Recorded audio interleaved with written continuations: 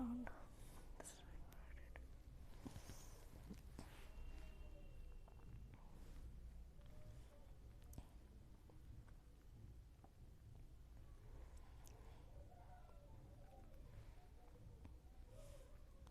Hello dear students of class 10th, welcome to geography class. I hope all of you are fit and healthy.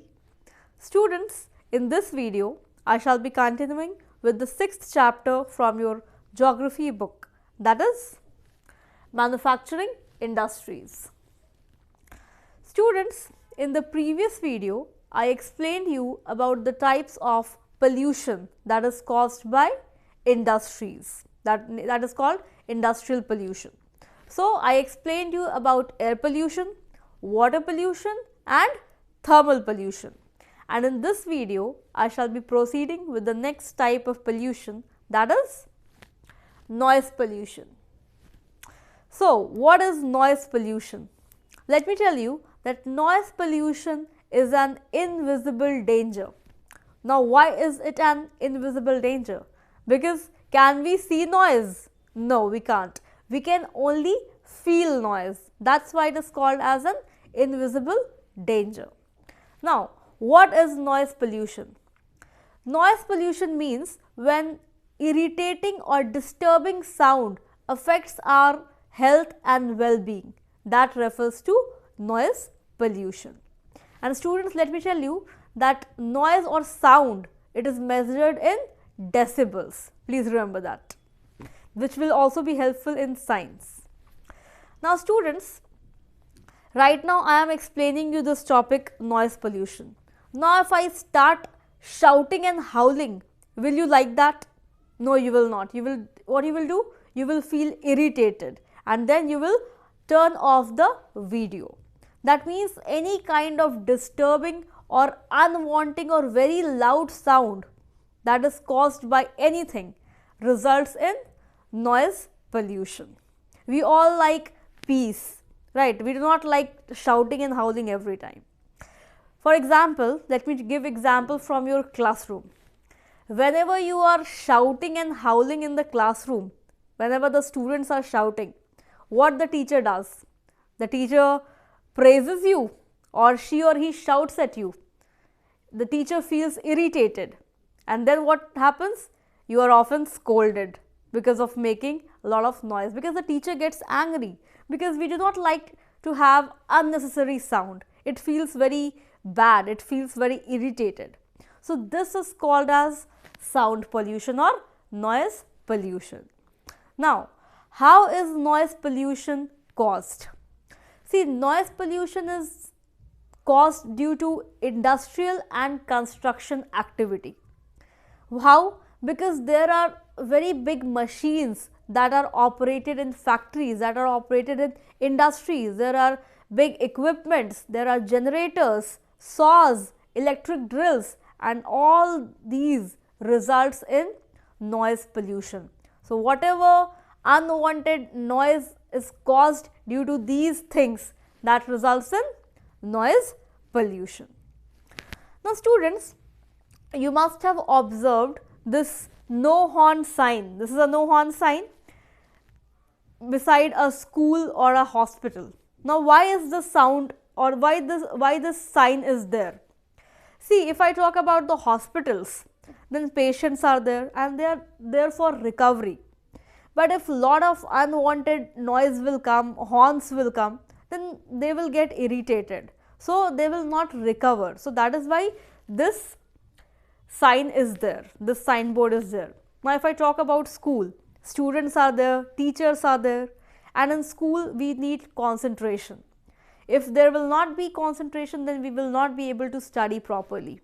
So concentration is required, and if a lot of continuous banging or noise or horns will come, the sound will come into your ears, then what will happen? You will not be able to concentrate, you will get disturbed. So that is why these signboards are there, so that one can understand that okay, school is there or hospital is there and we don't have to make sound.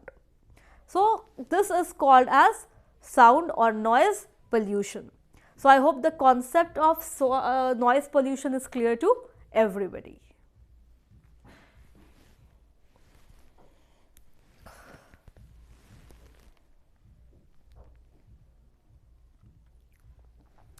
Now students, what is the impact of noise pollution? See, noise pollution causes irritation and anger. First of all, if a person is speaking very loudly, then definitely you will get irritated, you will become angry. When siblings are fighting at home, the parents do become angry because they make a lot of noise. If I talk about the classroom, if the students are making a lot of noise, they are banging desk or doing these unnecessary activities, then the teacher gets angry. Then it also results in lack of concentration.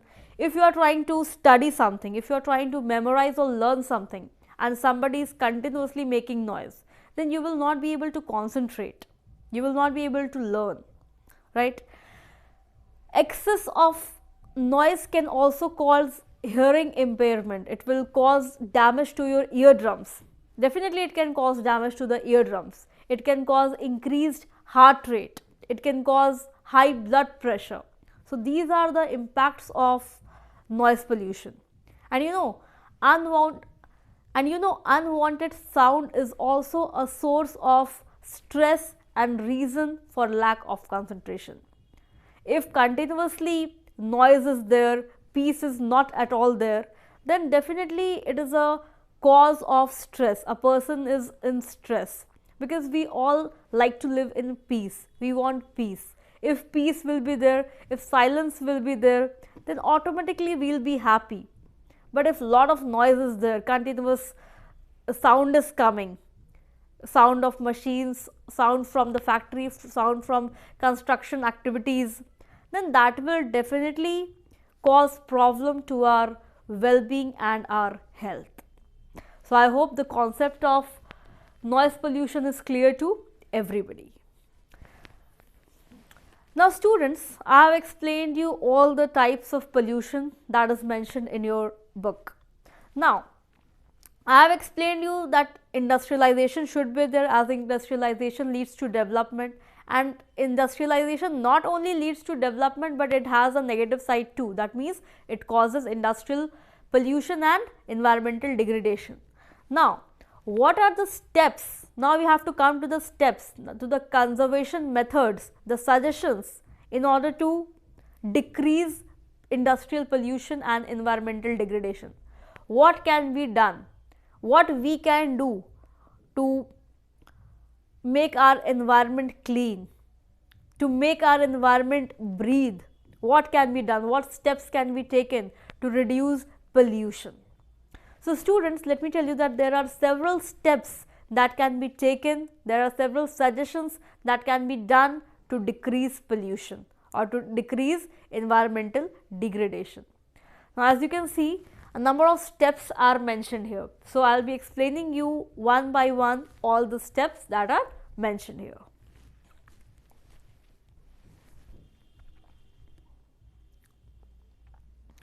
So the first method or the first step to control pollution is minimizing the use of water for processing by reusing and recycling.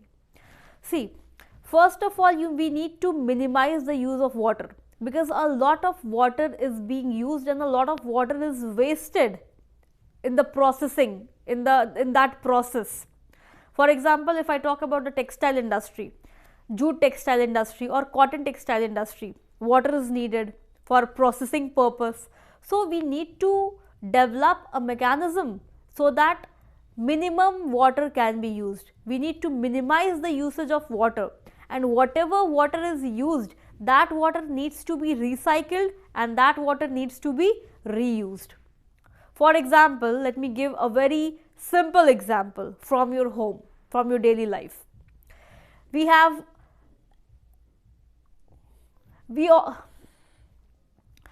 water purifiers at our home, and a lot of water is wasted from that water purifier.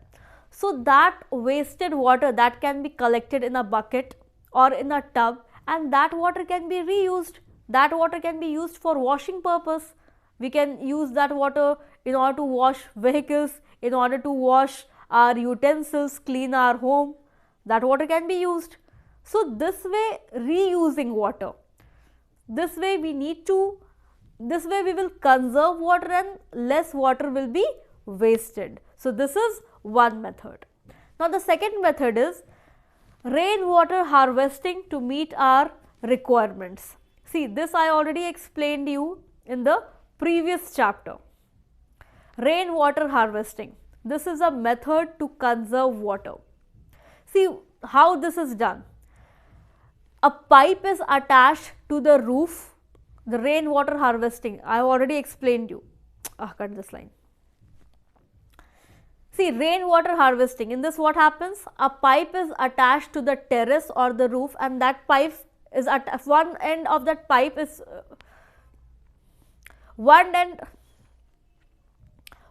end of that pipe is attached to your terrace, and the second end is attached to the tank that is kept underground or somewhere else. So that what happens? The water that comes because of rain or due to rain, that water can be collected in a tank, and that water can further be used for several other purposes for fulfilling our requirements, and at the time of scarcity also that water can be used very efficiently and effectively.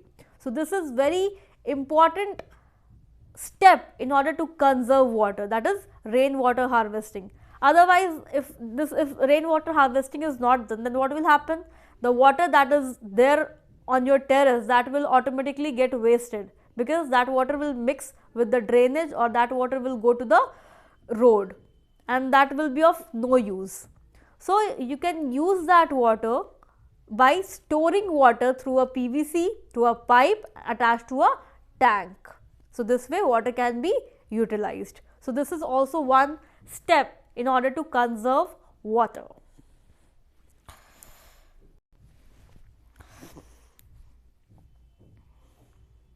The next step is step number 3, treating hot water and affluents before releasing them into water bodies. See, I already explained you while I was explaining you thermal pollution, that hot water from the thermal power plants is discharged into the water bodies before cooling. As I already told you that when water of two different temperatures, when they are mixed together, then that results in negative, then that has a negative effect. It affects the aquatic life. So what should be done? A mechanism should be developed to cool that water. First that water should be cooled, and that water should be recycled, and then only that water should be discharged into the water bodies. Alright. It should be purified before dumping or before discharging into the water bodies. So this is the third step. Now let's move to the next step. So the next step is industrial affluents can be treated in 3 ways: primary treatment, secondary treatment and tertiary treatment. That means in 3 different stages the industrial waste or the industrial affluents should be treated, so that the water bodies do not get contaminated, do not get polluted. The first is primary treatment. Now primary treatment, how this can be done? Primary treatment can be done by mechanical means, that means screening, grinding and sedimentation. That means by using technology and machines, proper machines and technology should be used in order to purify water before discharging into the water bodies. Then the secondary treatment is by biological process, that means by using natural process, and the third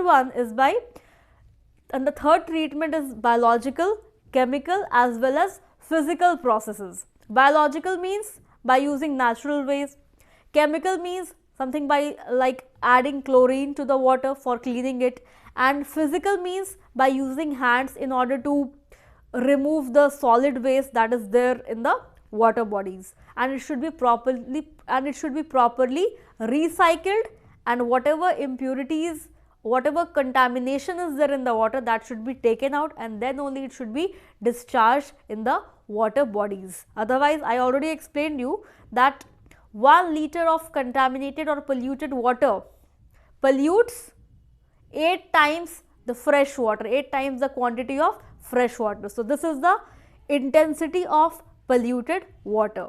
So before discharging into the water bodies, water should be treated properly.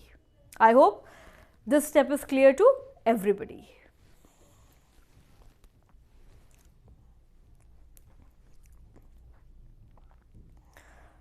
Now students, let's move to the next step. So the next step is using of groundwater reserves by industries should be regulated legally. Now what is the meaning of this? See, now all the industries, they have their own source of water. For example, they have tube wells, they have wells. That means they can use the amount of water they wish. There is no check on that. They are not using water judiciously. They are exploiting water resources. They are overusing water.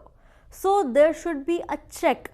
Laws should be there, or a law should be there to regulate this, that the industry should not overuse water reserves. So this can be there. This is one important step that can be taken by the government. Now let's come to the next step. The next step is particulate matters in the air can be reduced by the following methods. Particulate matters means the solid and liquid material or substance that is there in the air. Now how can they be reduced? They can be reduced by following this, by fitting smokestacks in factories. What is smokestacks? Smokestacks means the big chimneys that are there in the factories. So the smokestacks should be fitted by the following things. The first one is electrostatic precipitators.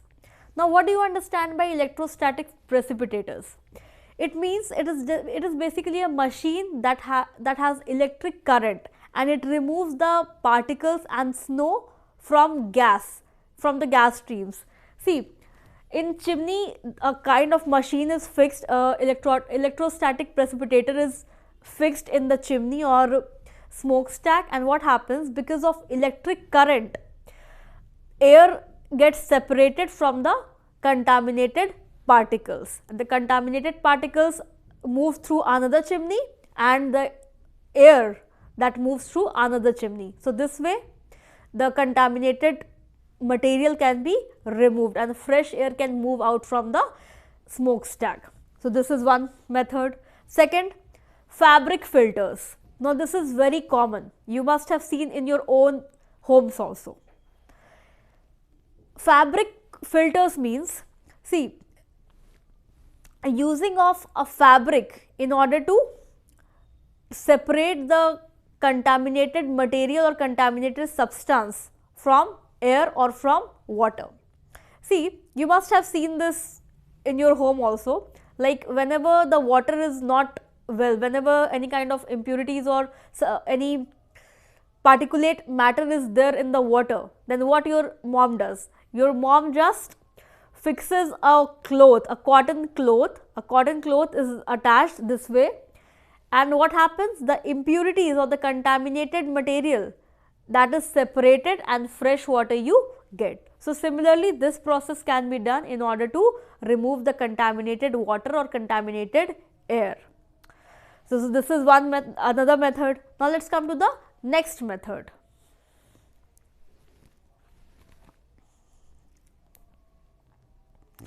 Now the next method is scrubbers. Now what do you understand by scrubber?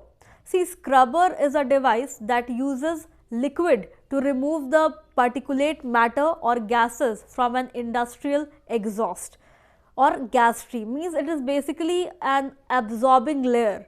Whatever contamination or particulate matter is there, that gets absorbed with the help of water or in the water. Next we have inertial separators.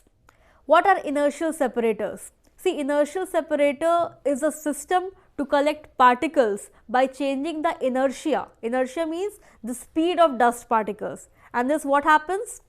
Fresh air is removed from one exhaust point, and whatever contaminated thing is there or particulate matter is there, that gets removed with the help of another exhaust point.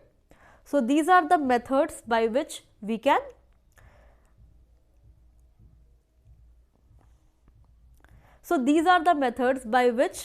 fresh air can be moved from the chimneys or the stacks.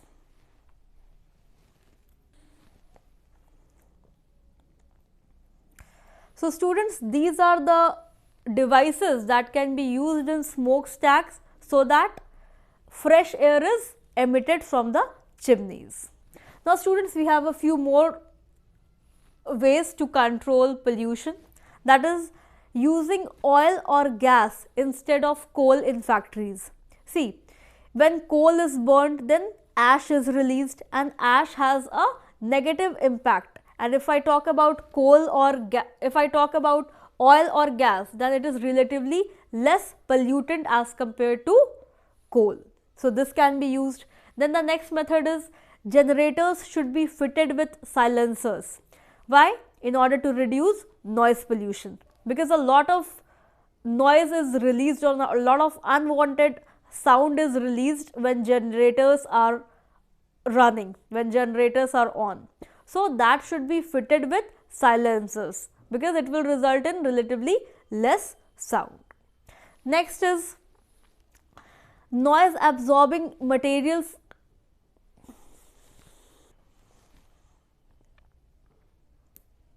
The next one is noise absorbing material may be used apart from the personal use of earplugs or earphones. Students, in some factories or at some construction sites, earplugs and earphones are provided to the workers so that their eardrums are not damaged. But apart from that, several noise absorbing elements or but apart from that, several noise absorbing things should be used. For example, curtains should be used, carpets should be used, so that less noise is produced and these materials absorb noise. So I hope all the points related to the steps in order to control pollution are clear to everybody. Students, in the next video I shall be explaining you the last topic of this chapter, that is NTPC. I shall be explaining you that what is NTPC. Till then, thank you so much. Stay safe and do take very good care of yourselves. Thank you. I'll meet you in the next video.